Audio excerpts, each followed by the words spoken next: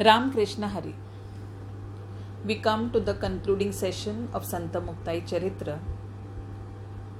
As we have travelled with these saints virtually in this journey, I offer my pranams at the feet of Lord Vitthal, the Varkari saints, and consider a very important mantra for all of us, and that is Nivrutti Jnandev Sopan Muktabai.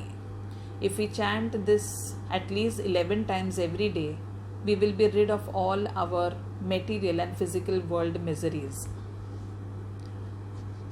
We come to the last section now, and as we saw in the previous one, that Muktai and Nivruttinath, along with Sant Namdev and many other saints who are on the pilgrimage or on the Wari with them, have come to Apega, which happens to be the maternal hometown of Muktai and Nivruttinath. As she comes there, the entire scene of her childhood flashes in front of her. She sees the place where they had their childhood. She can see the house where they lived.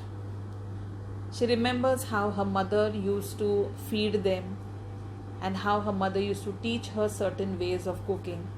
She also remembers the cruel treatment that was given to them by society post their parents giving up their lives at Prayag. She also remembers how her grandparents, her maternal grandparents, afraid of being ostracized by society, gave up on their grandchildren, and these four were left to fend for themselves. She is overcome with so many emotions that she realizes she has lost everything in her life. She has lost her parents at an early age. She has lost the love of her grandparents. She has even lost her brothers now, that is Mauli, Jnaneshwar Mauli, as well as Sopan Dev. She remembers how Nivruttinath and Jnandev Mauli would go for bhiksha and how Sopan Dev would take care of her at home. She misses him terribly. She also realizes that she has lost her disciple, a very ardent disciple of hers, Tsangdev. With all these memories in front of her, she becomes very emotional and has tears in her eyes. Her eldest brother Nivruttinath, who is with her, realizes her emotions and embraces her and tells her that this is what life is about. We have all come here only to be separated from each other. We all had a common mission, and now our missions are getting over. Realizing what her brother is trying to tell her, Muktai tries to control her emotions. She stops eating during the pilgrimage as they're on. She stops eating food. Nivruttinath realizes that his sister is missing Jnandev and Sopan Dev terribly. And when she is not able to eat, he also doesn't feel like eating anything himself. So both of them remain hungry, not hungry in the actual sense, but they're hungry for the love, for the presence of their brothers, which they cannot directly or openly show because there are so many saints who are there around them who look upon them as ideals. Somewhere the Lord Vitthal inspires them and instructs them that they should not get completely emotional towards these things, because this is all a part of their human strategy. So he says, don't forget that in your human form you have divinity and I am there in it. Even though you cannot see your brothers Jnandev and Sopan Dev, they are still there, their energies are still about you. And all this realization coming to Muktai, she then gently asks her brother, when do you advise that I should take Samadhi now? He looks at her fondly and says, why do you have to go anywhere? You are the energy form. So where are you going? At this, Muktai says, her words are very important. She says, I know there is nothing like coming or going from this world. I am energy and I am in the universal energy form. I am there in everything, I know that. But still, because I have been confined to this human form, there is a time for me also to exit. Both of them wonder as to how Muktai should take her samadhi. Nivruttinath logically explains to her that she, belonging to the feminine gender, for her to remain as a saint who is unmarried will be very difficult for society to accept, because in those days women were supposed to be married after they reached a very vulnerable or a very young age. So he said, the question of you remaining back as a brahmacharini, though you are a great yogini, you cannot remain as a brahmacharini because of certain societal duties. So if I ask you to take samadhi the way Nyandev or Sopandev have taken, that is also not possible, because it is not acceptable in the yogic world that women take samadhi in that particular manner. He says the only way in which you can leave this physical world is by merging into the elements of nature directly. And that, he says, is possible only by you becoming a Chiranjeevi, like how Hanumant or Markandeya were. So he says you will be Chiranjeevi. That is, you will be there all the time, but you will not be visible to people, but you will make yourself visible, or you'll appear in front of those devotees who call out to you. Just like we all know about Hanuman.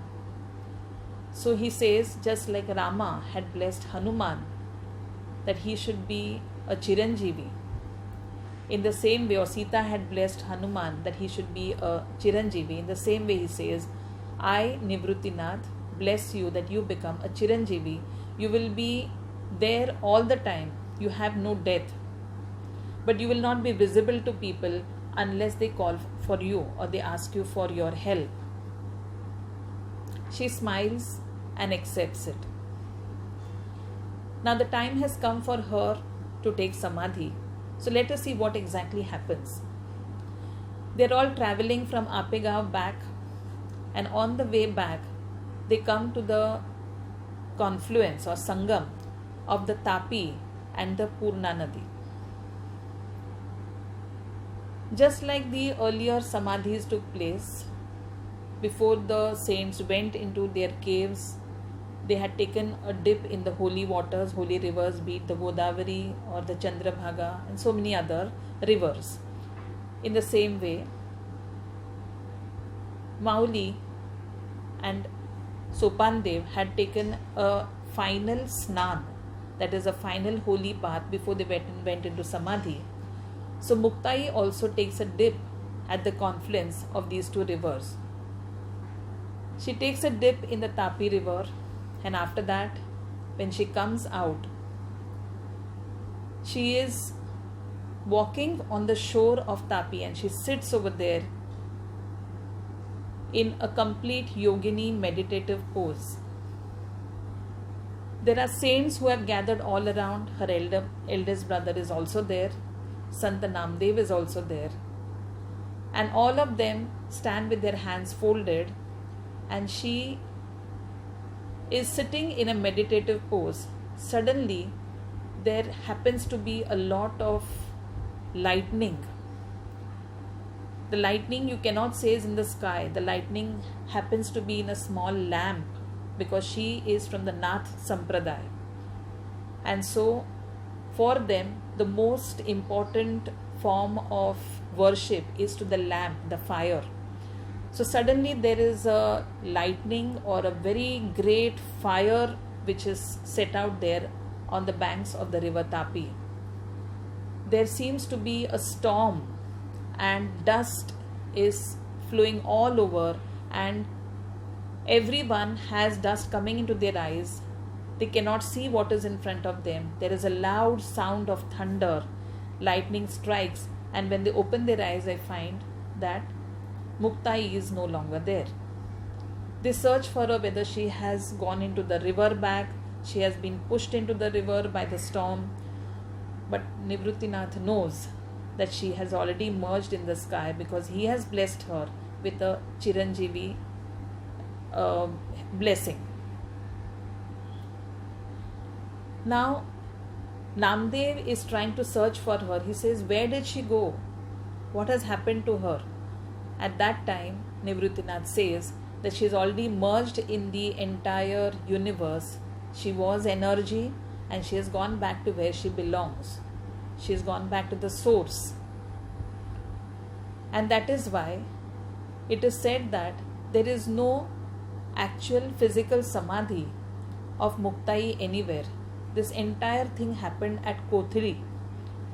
And they say that at Kothari, there is a spot where she was last seen by all the saints, but where are her physical remains? She was not found in the water, she was not found on land, and therefore she must have merged with the air element, the Vayu element. And that is why even today at Kothari, they consider that spot where she was last seen as her Samadhi spot, though there are no physical remains there. Muktai had a beautiful life, a life which all Varkari saints, especially women, feel proud that they should follow her instructions, they should follow the path that she also led. Her Tati Se Abhang were an eye-opener for all of us. We have gone through this journey, and coming to the end of it, her own Abhang, the lines which are Mungi udali akashi, tine gidele suryashi. Here, the conclusion of this Abhang, she says, I am laughing at the small ant which flew up. Mungi is an ant, and she says it flew up to the sky and it swallowed the sun. Girle suryashi. Now, if you look at it literally, it seems a little absurd. But if you go into a little more depth, there are various ways in which interpretations have been given for this Abhang. But the best way in which she herself would have explained this would have been that Mungi is the symbol of subtlety, to be subtle. That is our Jivatma. And Surya is the Paramatma, the gross.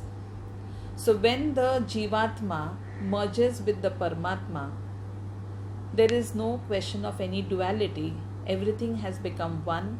It is Advaita. She has given us the lesson of Advaita all throughout. And this Advaita happens only when the Jivatma merges with the Paramatma. That is, when we merge with the divine. We have it in us, but we have not merged in yet. And so when we merge into that, the entire duality seems to be disappearing. It dissolves away. Everything dissolves away. And she says, when there is nothing like a you and me, then what is the point in fighting for certain things? Throughout the entire Abhang, she says that, and that's why she says, I laugh at this particular situation where a small ant, which you think is capable of nothing, can swallow the sun. But it is not to be taken the practical sense. What she means is, all of us need to understand that we ultimately have come here on this earth, in this physical world, only for a self-realization, to realize who we are, what is our mission, not on the material aspect, but in the spiritual world. And so, for true upliftment, Muktai has always been working hard along with her brothers. Salutations to this great woman saint. And with this, we end the Charitra of Santa Muktai. We offer our pranams at her feet. And as we said earlier, let us chant at least 11 times a day Nivrutti Nyandev Sopan Muktabai and see how life becomes blissful for us from the spiritual angle. Ram Krishna Hari.